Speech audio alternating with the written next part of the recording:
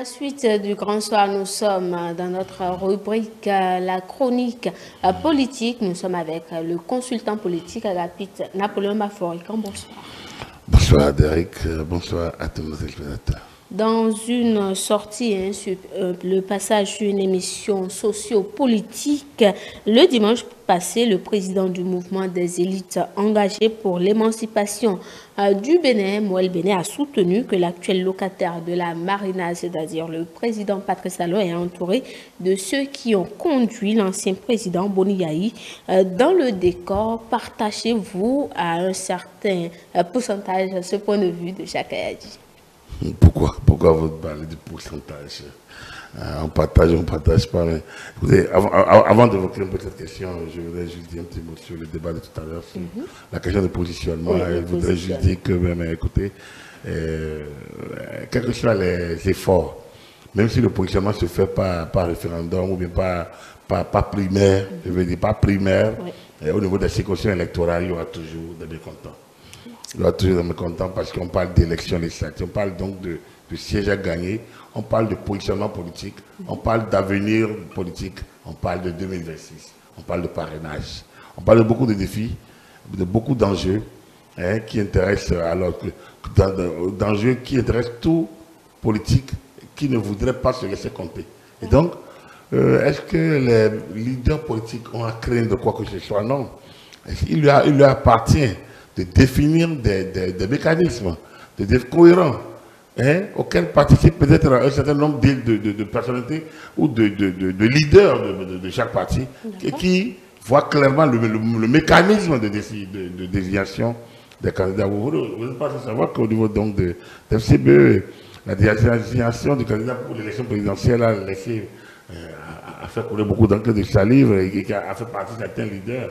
Aujourd'hui, membre donc certains adhèrent aujourd'hui à l'UP, le renouveau. Donc, c'est-à-dire que la problématique donc, de désignation des candidats, c'est un os dans la gorge, c'est vrai, mais ça n'empêche pas que, quel que soit le doigté, quel que soit la maestria, quel que soit la tension, quel que soit le mécanisme qu'on adopte, c'est toujours que, au terme du processus, il y a toujours des mécontents. Parce qu'il y a un enjeu et que tout le monde ne peut pas avoir gain de cause lorsqu'il s'agit d'un pouce limité de responsabilité. Donc, attendez-vous à des lendemains houleux ou parfois des mieux, des bruits de gorge par-ci par-là, un peu dans les officines politiques. Un invité a parlé de bruit après les élections, mais les autres avaient l'habitude d'aller créer leur parti politique. Ils seront obligés de se reconvertir dans un autre cette fois-ci. De toute façon, c'est ce que je vais dire que le charme de la réforme de ces partisans, c'est que c'est un peu comme avant où quelqu'un vient, où c'est à la Sénat avec tout son dossier, et lance une OPA. Donc il est prêt à intégrer une liste. Genre, on avait un chef de parti, et ne pas être sur la liste de son parti pour la législative, c'est quand même bibiesque. Mais ça montre un peu le dynamisme de notre classe politique. Enfin, je ne sais pas si c'est un dynamisme sérieux ou un dynamisme diabolique, mais de toute façon, un dynamisme tout de même, et qui est quand même assez solide. Donc, c'est vous dire que, oui, créer son parti, adhérer à d'autres partis, ça c'est plus phénoménal. C'est pas encore le gros problème. Le gros problème, c'est qu'ils vont tourner. Ils vont finir par être comme des rebus recyclés. Ils partent par-là et sans gros intérêt. Donc, vous comprenez que la réforme aura ainsi atteint son objectif. Et c'est-à-dire que vous ne pouvez plus circuler dans plusieurs quartiers politiques. Il n'y en aura pas autant. Il n'y en aura pas d'autant de qualifiés.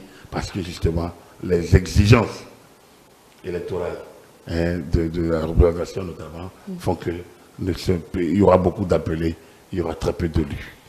Revenons maintenant à Jacques Ayadji. Écoutez, moi je ne pense pas que Jacques Ayadji ait dit quelque chose de particulier. Et je ne sais pas si franchement il avait besoin de le dire, parce qu'en réalité, lui pense que quoi? Qu'on va raser la classe politique à chaque décennie, qu'un président va partir, quand le président Talon va partir en 2026, est-ce que ceux qui ont travaillé avec le président Talon, on va les raser et prendre de nouvelles? Non, quand même, c'est un processus qui se poursuit. Déjà, on travaille avec Soglo, il y en a qui avaient travaillé avec Maga ou Manigua Piti, qui sont venus Albert Thévois était membre du premier gouvernement de 1960. Albert Thévois, membre du premier gouvernement de 1960, membre du gouvernement Mathieu Kérékou, 96-98.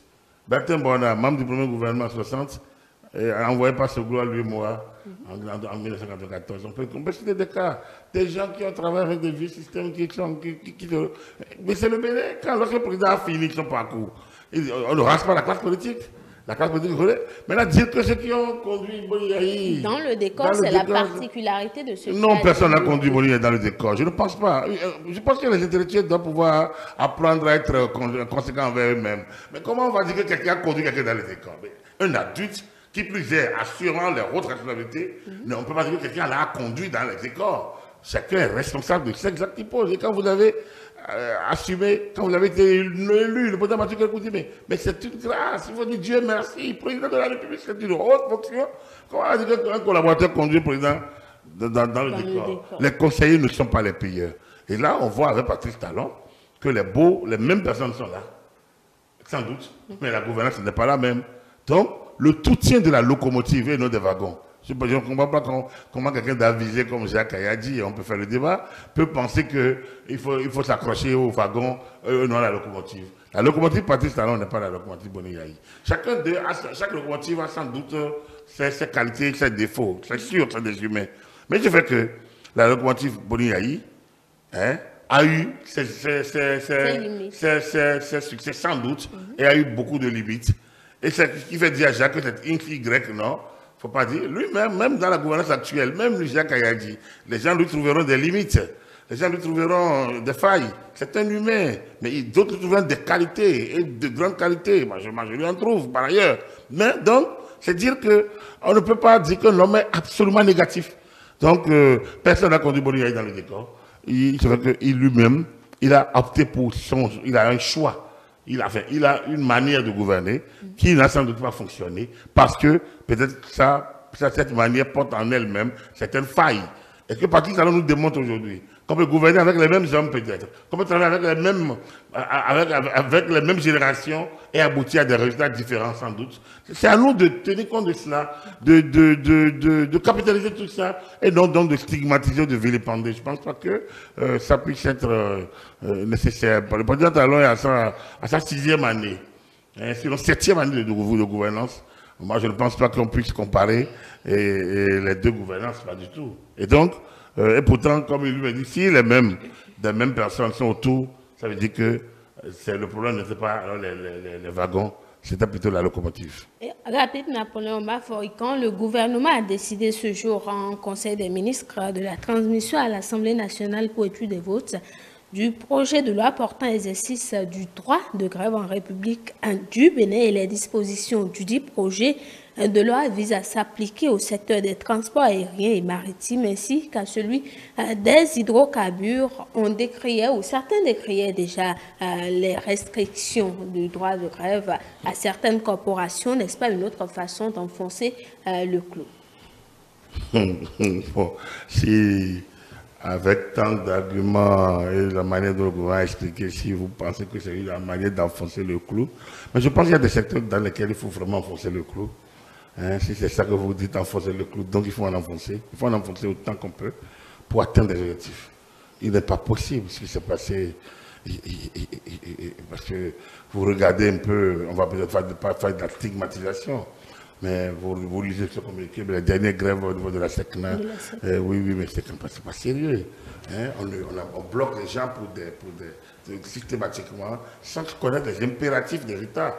Lorsque vous devez faire débarquer un certain nombre comment on appelle ça, on doit débarquer des médicaments, on doit débarquer des produits sensibles, et au nom de grève de je ne sais pas quoi, on bloque.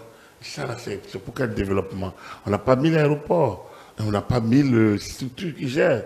Donc, lorsque ceux qui se retrouvent dans certains monopoles, moi je pense qu'il faudrait que le gouvernement élargisse cette type de mesures, ou que les parlementaires, quand le dossier sera jugé, élargissent ce type de mesures à tous les secteurs détenant du monopole, où on ne peut pas trouver d'alternative. Tant qu'on ne peut pas trouver d'alternative, je pense qu'il faut encadrer et sévèrement encadrer les droits de grève, quitte à bonifier hein, cet encadrement, ça autrement auprès des corps concernés, c'est-à-dire le fait des mesures d'excitation, donc des mesures compensatoires, afin qu'ils se retrouvent dans leurs droits. Mais il est évident qu'on ne peut pas se contenter, on ne peut pas vraiment disons, accepter que des corps détenant d'un certain monopole de service puissent se mettre indéfiniment en grève et bloquer totalement toute la vie. Alors qu'il y a des volets stratégiques dans certains types de mécanismes, ce n'est pas normal. Est-ce qu'on ne doit pas redouter une certaine radicalisation au niveau de ces corps-là concernés? Oui, mais ils vont se radicaliser, c'est sûr. Le discours va se radicaliser. Je vois déjà certains enfourcher la trompette et commencer par parler de la liberté, de droits de l'homme en danger, de si en danger. Mais je me dis toujours, les droits de l'homme, c'est deux facettes. Il y a les droits individuels et il y a les droits collectifs. Lorsque les droits plus collectifs sont plus marginalisés, sont plus bafoués, sont plus saccagés, hein, sont martyrisés, est-ce qu'on n'a pas le droit, l'État n'a pas le droit de réguler? Il faudrait quand même qu'on puisse faire ce type de débat dans les États en développement pour dire que nous avons des obligations. Hein, nous avons des devoirs envers les populations les plus vulnérables. On ne peut pas se contenter de ces mesures-là. On ne peut pas accepter que ces personnes puissent, parce qu'ils ont le monopole, on ne peut pas accepter qu'ils puissent bloquer l'appareil. Ce n'est pas normal. Donc, moi, je pense que non, ici, la radicalisation, il doit avoir, mais qu'à cela ne tienne, hein, pour moi, l'État a déjà montré sa résilience, je vais dire, bon là, sa résilience face à de telles situations. Et je pense que c'est salutaire que chaque fois qu'il est observé de ce type d'actes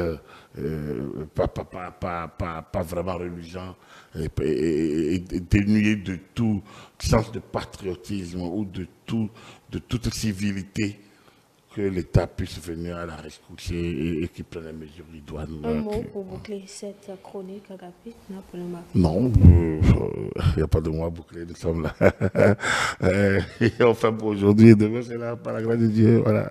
Vous l'aurez compris, chers téléspectateurs, c'est la fin de la chronique qui vient boucler d'ailleurs le grand soir. Merci d'avoir été en notre compagnie. Les programmes se poursuivent sur E-Télé, mais vous pouvez nous retrouver sur l'ensemble de nos plateformes digitales, notre site internet, le www.etélébenin.com, notre page Facebook E-Télé en direct, notre compte Twitter E-Télé Live, notre chaîne YouTube E-Télé Bénin et en direct via notre application iOS et Android E-Télé Bénin. E-Télé avec vous, pour vous.